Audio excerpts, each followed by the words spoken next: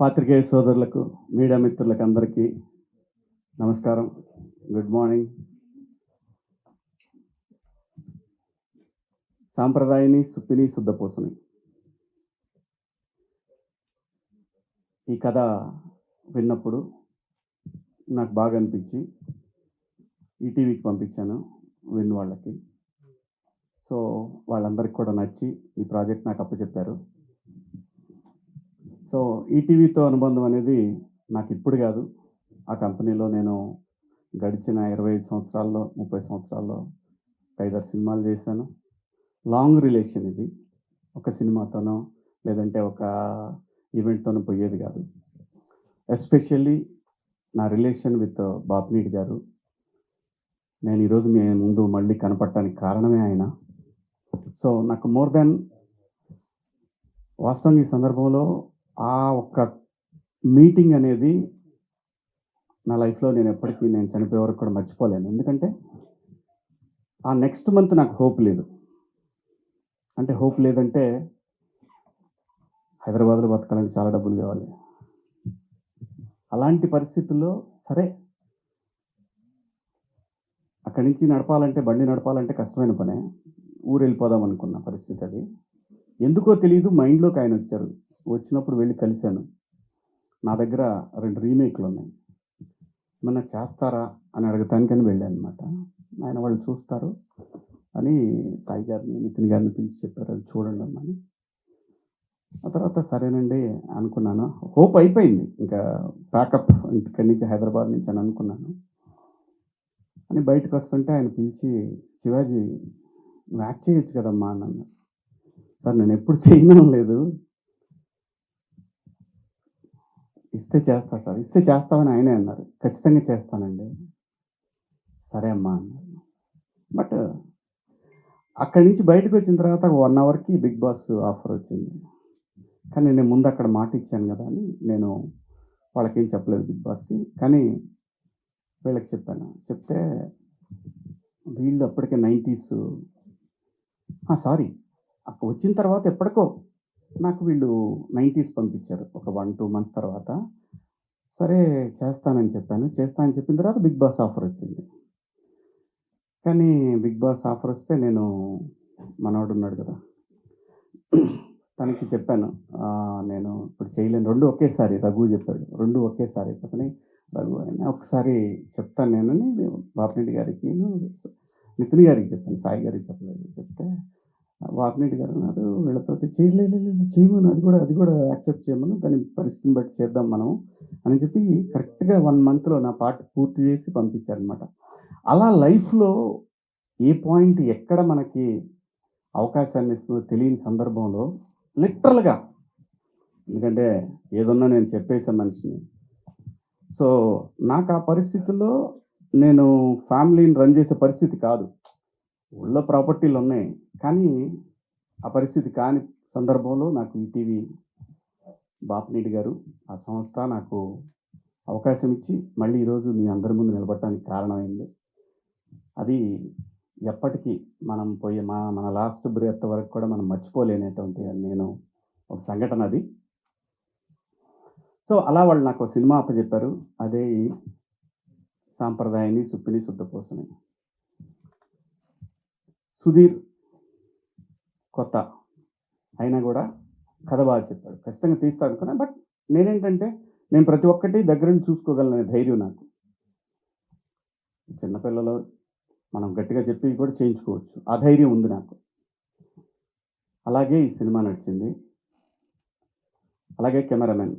First ఒక cameraman ఉన్నాడు, కానీ మాకు కొంచెం గ్యాప్ వచ్చేసి ఆయన వెళ్ళిపోయిన తర్వాత మళ్ళీ తన ద్వారానే నేను ఏది కూడా ఎడిటర్ అయినా ఏ టెక్నీషియన్ అయినా తనకి నచ్చిన వాళ్ళనే నేను పెట్టాను. ఎందుకంటే వాళ్ళ కోఆర్డినేషన్ బాగుందనుకో ఆటోమేటిక్గా అన్నీ సెట్ అవుతాయి. అలాగే ఋత్విక్ వచ్చాడండి. ఋత్విక్ది కూడా ఏ విషయమైనా సరే ఈ కథ విషయం కానీ ఈచ్ అండ్ ఎవ్రీథింగ్, ఆర్టిస్టులు కానీ టెక్నీషియన్లు కానీ సాంగ్ కానీ ఏదైనా సరే ఎవ్రీథింగ్ మనం వెనికి చెప్పే చేస్తాం. ఎందుకంటే వాళ్ళు రెస్పాన్సిబిలిటీ ఇచ్చినప్పుడు చెప్పాల్సిన బాధ్యత మన దగ్గర ఉంది. అలా ఈ సినిమా చేయటం జరిగింది. ఈ సినిమాకి ఇంకా చాలామంది పనిచేశారు బ్యాక్గ్రౌండ్లో. డైరెక్షన్ డిపార్ట్మెంట్, అలాగే డిఓపి, ఆర్ట్ వాళ్ళు, ఆర్టిస్టులు. ఈ సినిమాలో మీరు చూస్తే, ఈ సినిమాలో నాకు కూడా తెలీదు. అలా అలా ఉంది సినిమా అనే విషయం నాకు తెలీదు. మీరు ప్రతి సీన్‌లో ఒక కొత్త ఆర్టిస్ట్‌ని చూస్తారు. అందరూ కూడా ఫెమిలియర్, బాగా పాపులర్ ఆర్టిస్ట్‌లే. ఒక 30 మంది పైనే ఉంటారండి. చాలా బావుంటది సినిమా. ఫ్యామిలీ అందరూ కూర్చొని, సంక్రాంతి పండగకి ఎలాగైతే మనం ఒక సినిమా చూస్తామో, అలా చూడగలిగినటువంటి ఒక సినిమా.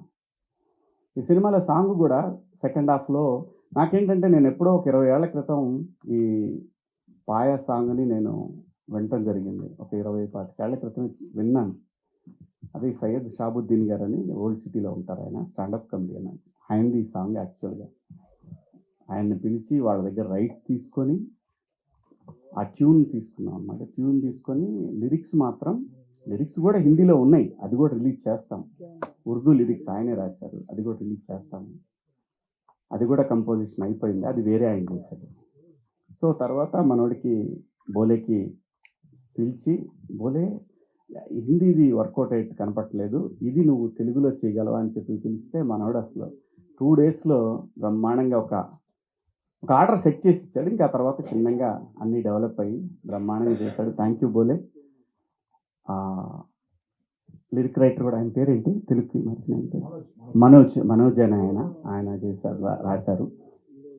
షాబుద్దీన్ గారి లిరిక్స్‌కి సిమిలర్‌గా ఉంటాయి. కానీ డెఫినెట్‌గా చాలా బాగా రాశాడు.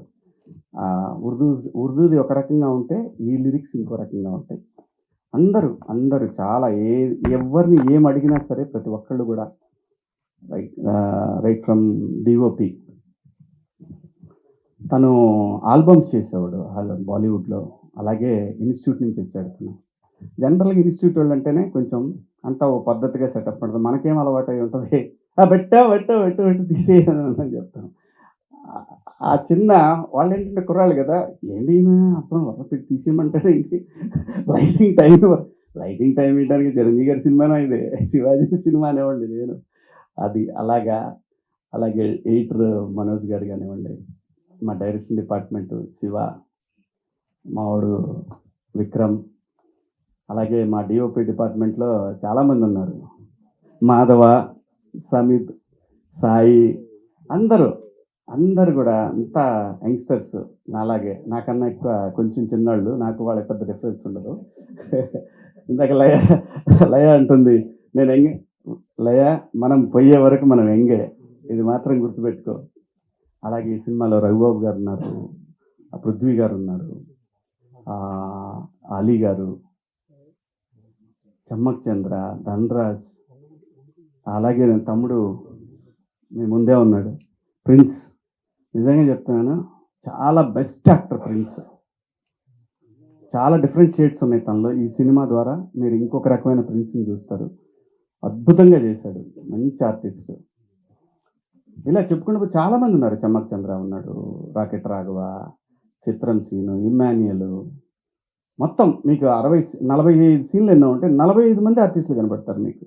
ఎక్కడ కూడా ఒక్కళ్ళు కూడా రిపీట్ అయినట్టు కనిపించదు ఏ సీన్‌లో కూడా. ఆర్టిస్టులు కానివ్వండి, టెక్నీషియన్లు కానీ ప్రతి ఒక్కళ్ళు కూడా చాలా బాగా కోఆపరేట్ చేశారు కాబట్టి ఈ సినిమాని అనుకున్న దానికన్నా ఒక 7-8 రోజులు ఎక్స్ట్రా పడింది. అంతే తప్ప కరెక్ట్‌గా యాజ్ ఇట్ ఈజ్ ఏమైతే అనుకున్నామో అన్ని రోజుల్లోనే చేశాము. నాకు ఈటీవీ విన్ సాయి గారు కానివ్వండి, ఏదైనా సరే ఒక మాట మీద అనుకొని పోతా ఉంటాం. అంతే తప్పితే పంతాలు పెట్టుకునే పరిస్థితి అయితే లేదు ఈ సినిమాకి ఖచ్చితంగా. ఎందుకంటే ఎనీ డే ఇది విన్ సినిమా. అంటే వాళ్ళ ఫండింగ్‌తో నేను చేసిన సినిమా, నా దగ్గర డబ్బులు లేవు. డబ్బులు లేకుండా వాళ్ళ దగ్గరికెళ్ళినప్పుడు నాకు వీళ్ళు నన్ను ప్రొడ్యూసర్‌గా సినిమా చేయమని ఇచ్చారు. అలాగే లయ గురించి ఎంత చెప్పినా తక్కువేనండి. ఎంత చెప్పినా సరే 6 గంటలకి 6:30కి షాట్ తీయాలంటే తను 3:30కి వచ్చింది లొకేషన్‌కి. Early morning. అలాంటి సందర్భాలు తను చేసినన్ని రోజులు ప్రతీదీ చెప్పుకోవచ్చు. అంత బ్రహ్మాండంగా కోఆపరేట్ చేసి ఈ సినిమాని ఎలాగైనా సరే ఇది ఒక మంచి హిట్ సినిమా అవ్వాలని తను చాలా కష్టపడింది. ఈ సినిమాకి చాలా సపోర్ట్ చేసింది. Thank you Laya. Thank you so much. ప్రతి ఒక్కళ్ళు ఈవెన్ మావోడు కొంచెం అమెరికా గానీ ఏదైనా సరే తిట్టో బొట్టో లాక్కొచ్చేవాడిని. 7:00కల్లా వచ్చేసేవాడు.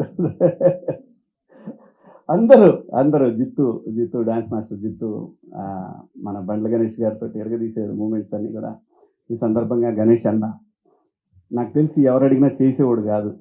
ఎవరు అడిగినా చెయ్యడు 100%. ఎందుకంటే నేను ఇండస్ట్రీకి వచ్చిన దగ్గర నుంచి నాకు పరిచయం ఉండి నన్ను సపోర్ట్ చేసినటువంటి వ్యక్తి బండ్ల గణేష్ గారు. అంటే ఈజ్ లైక్ ఫ్యామిలీ. ఏది ఎలా ఏ విషయాలు ఎలా ఉన్నా సరే తను మాత్రం నాకు ఒక బ్రదర్ లాగా ఫ్రమ్ డే 1 96 నుంచి నాకు ఇండస్ట్రీకి వచ్చిన దగ్గర నుంచి 30 సంవత్సరాల నుంచి నాకు చిన్న చిన్న అవసరాలున్నా నేను అడగకపోయినా నాకు ఇచ్చేవాడు. చాలా మంచిగా నాతోటి నా పట్ల ఒక సొంత తమ్ముళ్ళలాగా చూసుకున్నాను నన్ను. థ్యాంక్ యూ అన్న. Thank you so much. మీ పాదయాత్ర అద్భుతంగా జరుగుతూ ఉంది. మీరు ఆ ఏడుకొండల వాడి దగ్గరికి బ్రహ్మాండంగా మిమ్మల్ని ఆయనే తీసుకెళ్తా ఉన్నాడు. చాలా సంతోషంగా ఉంది. Thank you so much.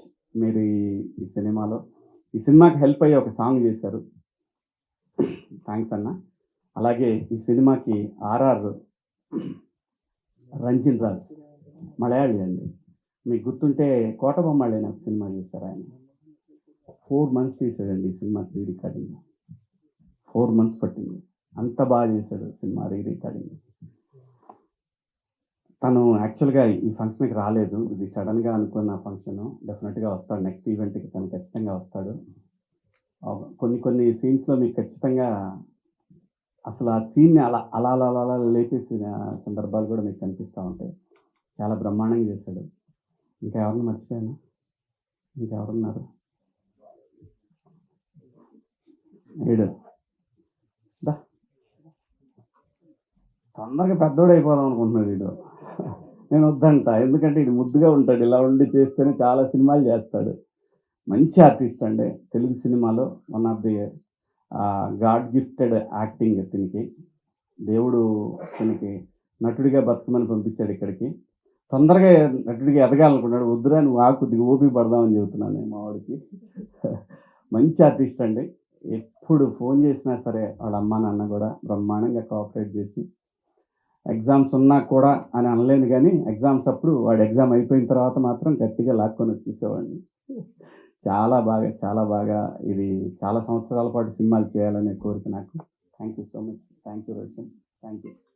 అలాగే ఈ సినిమాలో మిత్రుడు కమల్ మొన్న ఎట్లయితే దండోరాలో ఒక మంచి పాత్ర చేశాడో అలాగే ఈ సినిమాలో కూడా పోలీస్ ఆఫీసర్ క్యారెక్టర్ చాలా బాగా చేశాడు. అలాగే మా అన్న కాదంబరి అన్న, చాలామంది ఉన్నారండి. పేర్లు అంటే గబగబా చెప్పమంటే చెప్పలేను, కానీ చాలామంది ఆర్టిస్టులు, ఒక 30 మంది పైన ఆర్టిస్టులు ఉంటారు ఈ సినిమాలో.